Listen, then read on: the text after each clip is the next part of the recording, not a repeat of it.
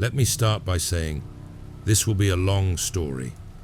I'm also going to tell you that what I'm about to type is something I've carried with me for the last 24 years, and I haven't spoken much about it since I was a child, and I've never spoken about it on any kind of public forum such as this. You are free to not believe me. I, in fact, encourage you to doubt anything that you're told by anyone. I'm typing this message because as I've gotten older and I've spent over 2 decades developing a life, to the best of my ability, I've carried an immense weight on my shoulders that neither therapist nor psychiatrist treat as anything other than a method of repressing memories at best, and the delusions of a lunatic at worst. I do not blame you if you draw those same conclusions. I'm typing this in what I believe has become the most publicly traded speaking place on the internet for the sole purpose of attempting to drop the weight I've carried and move on with my life. This is more of a personal cleanse than an attempt at intrigue. I will have at least gotten it off my chest. It's now a few days after my 30th birthday, and this time of year always strikes me because I started kindergarten on my birthday when I turned 5. I thought, at the time, everyone did that. You turned 5, and when you turned 5, you went to school. I didn't realize my birthday just happened to coincide with the first day of school, and a little over 1 year later, in about 2 weeks' time, it will have been 24 years to the day that my entire world vanished. I was born in San Diego and lived in a poorer suburb of San Diego as a child. I lived at an apartment complex called Lemon Vine Apartments that were a bit slummier versions of a suburb of San Diego. My parents were divorced, but friendly. My mother was young when she had me, and she was beautiful. She was in her early 20s and was aspiring to be a model and would regularly take trips to LA to do photo shoots. She did glamour modeling for magazines. She had a darker skin tone, being 1/4 Indian. Indian, not native. And it gave her an exotic look. My favorite picture of her as a child was her modeling a luxurious wedding dress for a bridal company. I used to sleep with that picture when she would go to LA, and I would stay with my dad, who worked for the city of San Diego. They shared custody pretty evenly, and we even did Christmas together as a family, even though they had split when I was still a baby. My dad, his girlfriend, my mom, who was single, and me. Maybe things weren't as good between them as I remember, but I was 6, so if there was drama behind the scenes, they did a good job of hiding it from me. On September 17th, 1996, I was staying with my dad's parents in Riverside, California. They had a small farm where they raised chickens, pigs, and goats. No horses or sheep or anything. But my grandma had several pet ducks that would eat seeds from your hand, fly away, and return every year like clockwork. My dad had to work at night for a week, and my mom was in LA, so I stayed with my grandparents. Schools back then were pretty cool with this kind of thing, and I was sent home with the sorts of nonsense assignments you'd expect of a first grader who'd just gone back to school after summer break ended. The 17th was the 3rd day I was staying with my grandparents, and my grandpa had told me to be careful outside because he'd seen a rattlesnake and wasn't sure where it had gone. So, since no one knew where the mystery snake had gotten off to, the 6-year-old me decided to go hunting for it. In hindsight, letting a 6-year-old go looking around a farm for a rattlesnake was probably not in any parenting 101 handbook, but it was the 90s, and I guess they didn't actually expect me to find it. There were woods on the property, but I wasn't allowed to go in there, so they probably figured that's where the snake had gotten off to. I spent all day outside, playing jungle exploration on the farm, trying to track down this rattlesnake. And, much to my excitement, when I decided to open the well house, which, for those who don't have one, looks kind of like one of the green electrical boxes on the side of the road, there it was, curled up, rattling away. I immediately slammed the door shut and ran to my grandparents' house to tell them I'd found it. Now, this might be my 6-year-old memory exaggerating, but I'm pretty sure that snake was at least 900 feet long, give or take. I found it, though. I was excited to tell my grandpa I found the snake, so he could do what he did and go out and shoot the thing. I ran in the back door of the house, which led into the laundry room, and through the kitchen. I paid no mind to anything until I turned left and entered the living room, expecting to see my grandparents, my uncle, and the neighbor couple all sat in the living room where I'd left them. Except they weren't there. And it wasn't the same living room anymore. The furniture was completely wrong. The hard and memorably uncomfortable hardwood furniture my grandpa loved so much was gone. The coffee table he had made out of a tree stump was gone, replaced by fluffy grandma-looking furniture. A 3-person sofa with a floral design on it. The TV was in the wrong place, and newer than my grandpa's old sit-on-the-ground cabinet TV. The hardwood paneling on the walls was gone, or at least covered by blue wallpaper. The hardwood floor was a shaggy, off-white carpet. The pictures of my dad, my uncle, me, and my grandparents were gone from the walls, replaced by paintings and pictures of people I didn't know. As confused as I was by this, I was more confused by everyone being missing. In my 6-year-old brain, I accepted that they may have completely rearranged the house while I'd spent the day looking for a snake. But I didn't believe at all that they'd all just leave me alone. And I didn't see anyone leave. I didn't see the cars go down the road. So I walked out the front door, which was attached to the living room, as they usually are, and thought maybe they'd gone to the chickens or the pigs. Both should have been visible from the front porch, but the chicken coop was gone, the pig pen had lost its fencing, and there were no pigs to be found.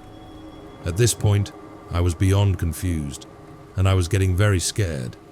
I didn't want to be alone, and I didn't see anyone. Even though they lived on a small farm, the neighbors that had been visiting lived just across the dirt road. So I ran down our dirt driveway and across the road to their house, assuming that must have been where they went. I remember getting more and more scared as I ran to their house, and I remember starting to cry when their house was the wrong color. It wasn't the faded yellow house it used to be. It wasn't even the right house anymore.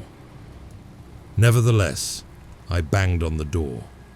I remember that at this point, I was crying quite profusely because I didn't understand what was happening, and I kept wiping my face, which covered it in dirt after having been digging around under stumps and logs for snakes all day. When the door opened, a woman in her late 40s to early 50s answered, and I'd never seen her before. I just started bawling uncontrollably. Everything after this point is largely a blur because nothing was right. I knew where I lived. I knew where I went to school. I knew where my grandparents lived. But I met the people who lived where my grandparents lived, and they were not my grandparents. I did not know them. I begged for them to get my uncle to tell them who I was. But my uncle wasn't there. Through a series of various police and people in suits, I was brought back to the town I lived in after spending what seemed like 10 hours in the local police station trying to contact my parents. I had my home phone number memorized, but told them my dad would be asleep. But when they called that number, the person on the other end had no idea who I was or what they were talking about.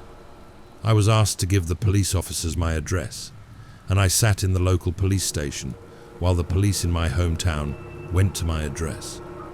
When they finally called the station back, they were informed that the name of the apartment building was incorrect.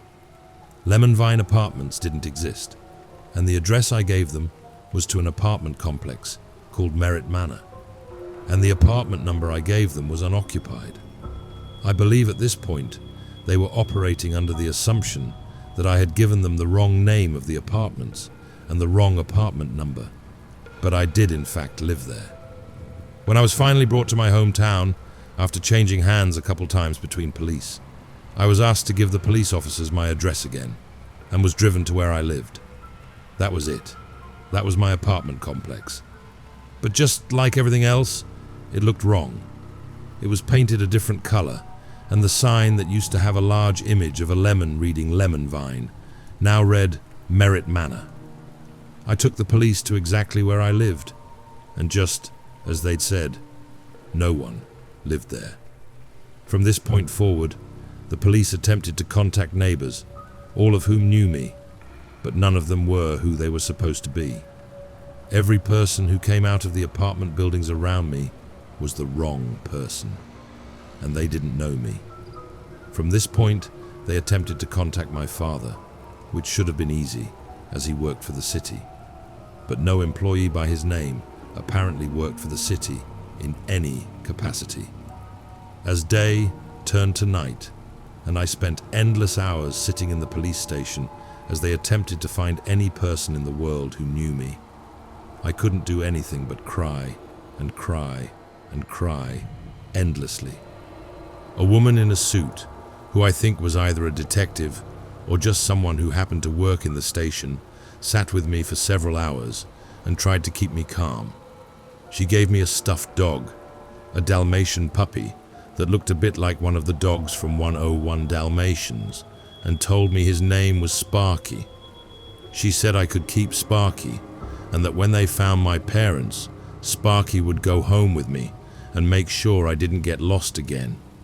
She said he was a good dog, and he'd protect me if I took care of him. During this time, they attempted my school. I told them I went to Shawnee Elementary. It was easy to find. It was really close to where I lived. But a school by such a name, you guessed it, did not exist. My school was now apparently called Anza Elementary. At one point, I was asked if the police had ever taken my fingerprints, and they had. In kindergarten, my entire class had our fingerprints taken by the police at the school gym for basically exactly this reason. Unsurprisingly, this did not help at all. They couldn't find my parents, my grandparents, my neighbors, my apartment, or even me. They couldn't even find me.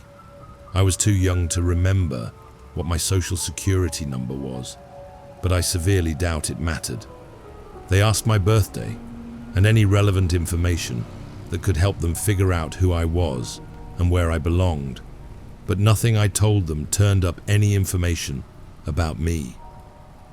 At some point during the day, I was briefly taken to the ER, as the police suspected I may have sustained some kind of head injury.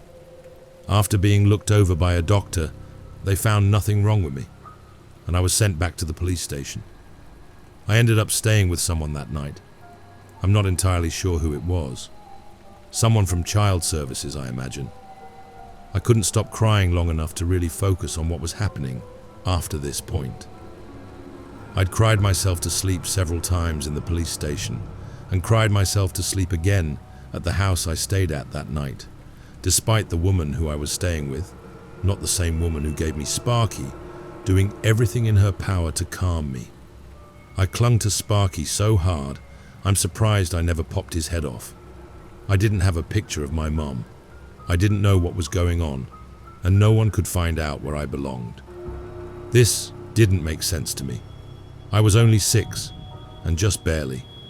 I lived where I live, and my parents were my parents, and my school was my school.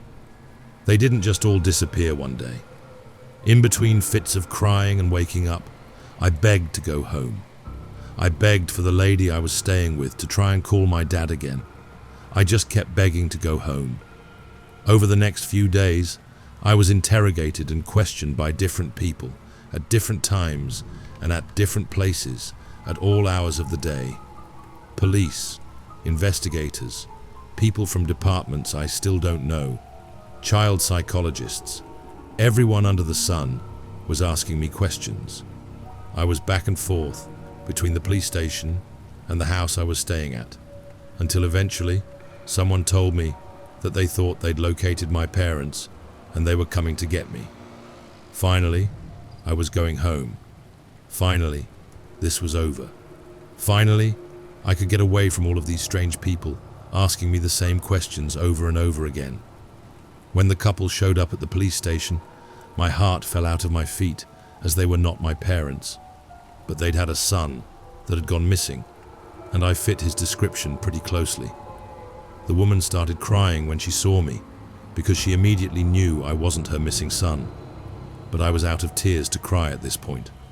Eventually, I was collected by Child Services, and I was taken to a foster family where I stayed for a few months. The police launched a campaign asking for anyone to come forward with information about me. They took my picture at the police station for the newspapers to put on the news. I never let go of Sparky for even a second. They didn't want me to hold him in the photo because I didn't have him when I arrived, but I needed him and would throw an immense tantrum when someone tried to take him away. They had me put back on the clothes I was wearing when they found me, but they'd since given me new clothes to wear. In those months I spent at the foster home, parents of missing children would come to the house to see if I was their child. I didn't realize this was what was happening until I was older and looked back on it. They didn't just pull me out and say, "Is this your kid?" They were a bit more subtle about it. The parents would come to meet me, and upon realizing I was not their missing child, they'd often leave in tears. Looking back at all these families that came to see me in desperation that they were going to have their child back, I feel so horrible for them. It's a feeling I can't really explain, like a type of guilt, like I wish I had been their child so they could have them back and know they were safe. Most of those people probably never saw their children again, but I try and imagine that all of them were reunited, even though I know that isn't likely. This guilt was one of the things that kept me in therapy as an adult, but like I said, no therapist has ever bought my story or believed what I've said. The most common belief suggested to me has always been that I was abandoned as a child and lived in an abusive home, dumped on the side of a dirt road in the middle of farmland, and I repressed all the negative memories I had of my past. I didn't stay in that foster home permanently. Eventually, while my case wasn't officially closed, I needed to start going to school, and I needed identification. I was issued a birth certificate for the date that I told them was my birth year, but the day and month were listed as September 17th, the day that I was found. I never understood why they didn't just use the day and month of my actual birth, but I imagine it was because they didn't think I actually knew what it was. My name was unchanged. I started going to school sporadically. One of the child psychologists who had seen me recommended I not be placed back into a full curriculum immediately and suspected I suffered some form of PTSD. I was put in the special class and was only made to go to school twice a week initially. Eventually, I started going to school full-time and changed foster homes a few more times. I really can't say how much time passed before it happened, but eventually, I was placed up for adoption. I was never actually told I was up for adoption, so I'm not sure how soon after I was found it was. Eventually, people started coming to meet me, but these people weren't looking for a missing child. They were looking to adopt one. But I definitely did not present myself as a good candidate. I had a story that no one believed or could verify. I insisted my parents would eventually find me, and I rarely had a day that I wasn't crying until my eyes burned. This story doesn't have a happy ending. I never saw my parents again, and I was a ward of the state until I was 18, and went nowhere from there. My teens were filled with delinquency, and I did a brief stint in something similar to juvie in San Diego called chaparral. I never went to college and never really started getting my life together until I was around 24. I haven't talked publicly about this before now, at least not since I was a child, speaking to everyone who was trying to figure out where I came from. I still have Sparky. He's old and worn, still in one piece. No longer white, he's now a dark shade of grey. He sits on my dresser and is there, just like he always has been, as long as I've been here. So, Q&A. While I haven't publicly brought this up or spoken about it in any large-scale fashion, I've told the story to people who wanted to listen, and I've gotten one question, understandably, repeatedly, including from my shrink. So before you ask it, I'll try and answer it as best I can. Q. What things are different in the place you came from compared to where you are now? A. I'm not really sure. I've been asked about countries, states, laws, planets, languages, you name it. The fact is, I don't really know. I was 6. The continents could have been completely different, and I'd have no idea. I wasn't particularly bright either. I mean, I was hunting for rattlesnakes. I also thought California was a country. I can say that the President of the United States was not Bill Clinton. I can't remember his name, but we had to learn it in kindergarten. I believe his name was Robert something or other. I want to say Robert Wilmer, but don't quote me on that. Anyway, that's my story. I doubt anyone will read this, and it will likely be buried 10 pages deep in 15 minutes. But it's now off my chest, in the open, and I can go to sleep with hopefully a little bit of weight off. So, I was at my client's home during an overnight. I work 6:30 to 8:30 a.m. At night, I'm there by myself, and he sleeps for 12 hours. I am there to make sure he doesn't wake up and fall, and he's alone, or he walks out of the house. He has dementia. So he's sleeping in his bed, and I'm looking at the baby monitor. It's 11:11 p.m., and suddenly, the blankets of his bed lift into the air, like someone is holding them. Obviously, no one is there in the room. It's held there for like 3 seconds and goes back down. I'm seriously creeped out, not sure if a draft could do this, but no windows are open and his doorway is closed. So not sure what happened or if I just saw a poltergeist. Just more detail. But I'm here by myself and this house is a mansion. It's completely quiet at night, and sometimes it's creepy. I try not to think about scary stuff because I'm there to do a job. But yeah, that was weird. My wife has always found it strange that I love supernatural horror movies. She says that I wouldn't feel that way if I've experienced things that she has. I always kinda teased her about her hidden ability to see stuff until an incident a few years ago that completely changed my outlook on life. We were at my mum's house, hanging out downstairs, when my wife decided to go upstairs for something. When she came back down, I could instantly tell that something terrifying had happened, because she was breathing hard and she had tears in her eyes, but she was trying hard to hide them. She didn't say anything until later that night, when we were alone. She told me that she had gone upstairs to get her phone from the bedroom, and when she was about to come downstairs, she could see into my mother's room and she saw a little girl clear as day. My eyes are welling up, and I have goosebumps telling this.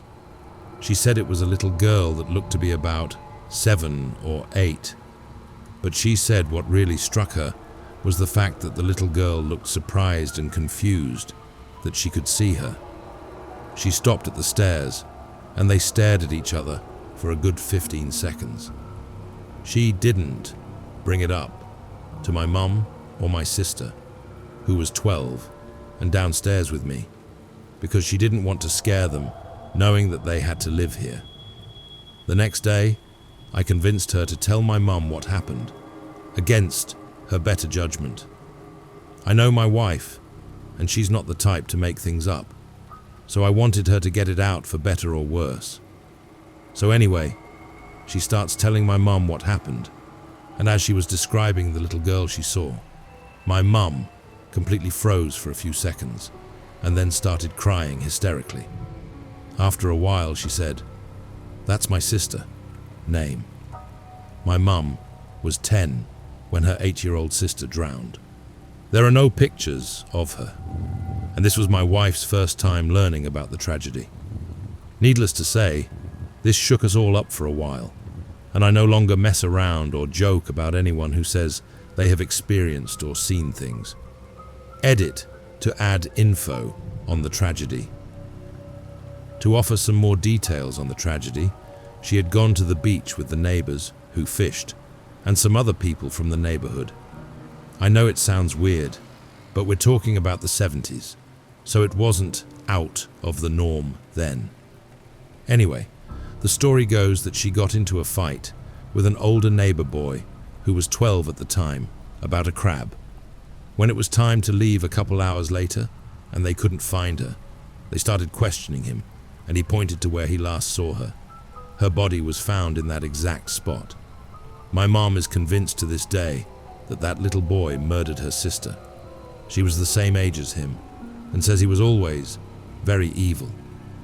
She thinks that the neighbors covered up his involvement because they were related to the little boy. Also, she couldn't go to the beach that day for whatever reason, and as a protective older sister, she believes it would have never happened had she gone. She still beats herself up over it. Something else that happened to me as a kid that I couldn't explain, but my wife made the connection after I told her.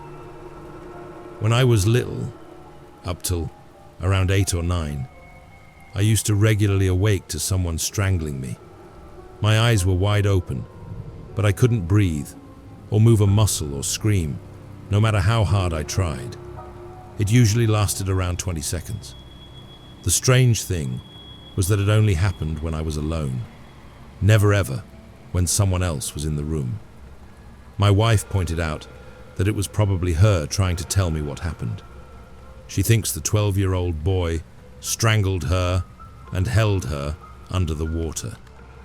I had never made that connection, but true or not, it really had a profound impact on me. I'm tearing up writing this. I don't know for certain if it's all related, to be honest, but the way this all came full circle for me was devastating. I now believe my mum that he killed her. This tragedy happened in 1974. This is a wild one from my childhood. I think I was about 7 years old and had just gotten my first real bicycle. I was allowed to ride it on my street only, but you know how kids are, and soon I was wrapping around the end to a side street. I met this little girl on another bicycle, and she looked to be the same age as me. Somehow, we started throwing rocks down the street to see who could throw the furthest, and she said to me, "I bet you can't hit that lamp over there," as she pointed at a very fancy lamp on someone's walkway. Well, I took that dare, pulled my arm back and let go. I hit it all right, shattered the glass all over their sidewalk. Immediately, the front door of the house flew open, and an old lady came out yelling, Why did you do that?" I turned to look for the little girl, and she had already pedaled off. I took off in the other direction back to my house and didn't tell anyone. Now, I did not have my own room and had to sleep on Grandma's couch. Long story. She had one rule: turn the TV off before you fall asleep. If not, you lose privileges. She went through the Great Depression, so was tight about everything. So everyone went to bed upstairs, and it was only me downstairs on the couch under my blanket. I always had trouble sleeping in that house, so I would watch TV late into the night. All of a sudden, the TV went off. Now it was not a remote control TV, just a 19-inch RCA color. But I could still see that the power was on outside the house, and the electric clock was still ticking. Within seconds, a figure appeared to be coming out of Grandma's curio cabinet that was to the right of the TV. Couch was on the left. I could see a woman's form, and it was walking towards me. I was terrified. I ducked under my blanket and covered my head. I heard very loudly, "Why did you do that? Why did you break that lamp?" The sound was so loud in my right ear, like her mouth was up against the blanket. I was shaking and sweating like crazy. Then, The ghost grabbed my right bicep and squeezed really hard and repeated, "Why did you do that?" Instantly, the TV came back on, and it was over. I spent the rest of the night under the blanket and would not even peep out. Sweat was pouring off of me because it was a hot summer night, but I was not turning that TV off. I thought that as long as it was on, the ghost wasn't coming back to hurt me again. I heard Grandma get up at dawn, walk downstairs, and call my name as she shut off the TV. "I thought I told you not to leave the TV on." I jumped up and hugged her and told her why it was on, and her jaw dropped, and she said, "Oh, come on now, don't lie to me." Then I showed her my arm, which now had a big bruise on it. Suddenly, she looked shocked for a moment. I thought surely she had to believe me now. But instead, she looked down at the floor and said, "You were dreaming and fell off the couch. Don't leave the TV on again," and hurried into the kitchen. "I'm sorry this is so long, but I want to tell it all." Mum then woke up and came downstairs. I ran to her and said, "Mum, I have to tell you something right now, before you go in the kitchen. Come here." And I whispered to her about what happened. Mum nodded her head and said, "The reason Grandma got upset is you saw her mum, your great-grandmother, who you never got to meet. She passed away a long time ago and has never left this house. We've all seen her at times. She was watching over you because she loves you. So the bottom line is this: ghosts can connect with you and physically harm you, as it happened to me. It was not a dream, and falling off the couch 12 inches to thick carpet isn't going to cause a giant bruise on a boy. My neighbor died some time ago, and no one knows why. Maybe it was because of a heart attack, or maybe because of too much alcohol. No one knows. He never left his house that is right under my house. He only left to get groceries once a month. Every time he opened his door, we could smell it. The smell was horrible. But one time we haven't seen him coming out of his house for groceries for a while, so my dad decided to go and check on him. But he didn't answer the door, so he banged open the door and stepped inside. And that was the moment he realized that he was dead on the ground in his living room. We called the ambulance and tried to get everything to normal, but suddenly I started seeing him in our house. For example, I was walking in the hallway, and suddenly I would see his figure flashing by, and when I turned around, I wouldn't see anyone. It was weird.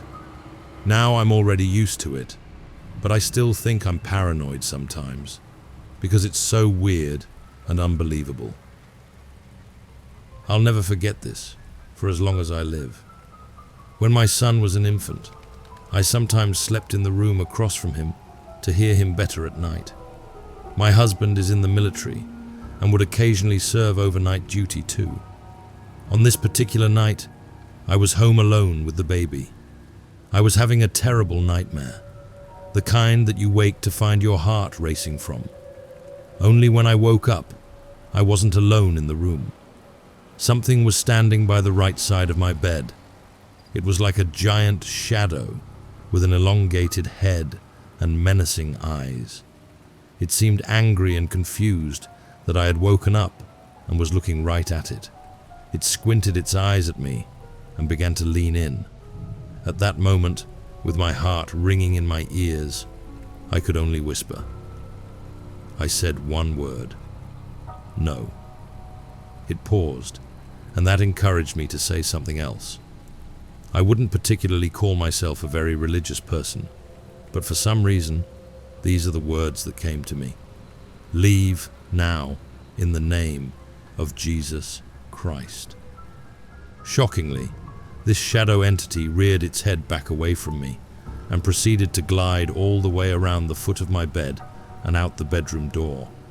I say glide because the way it moved was so smooth, like a fish swimming in water.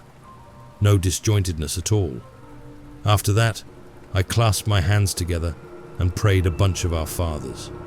Then, I gathered up the courage and panic ran out of the room to make sure it wasn't anywhere near my baby. I stupidly asked it to leave, but didn't specify my room or my house. But the coast was clear. When I checked my phone to see what time it was after that, it was 3:15 a.m. So my experience happened right at the witching hour. I told my family about this, and some of them brushed it off, saying I must have been dreaming. I assuredly was not. I remember these details even years later now. I didn't believe in the supernatural or paranormal before, but after this happened, I do and am very wary.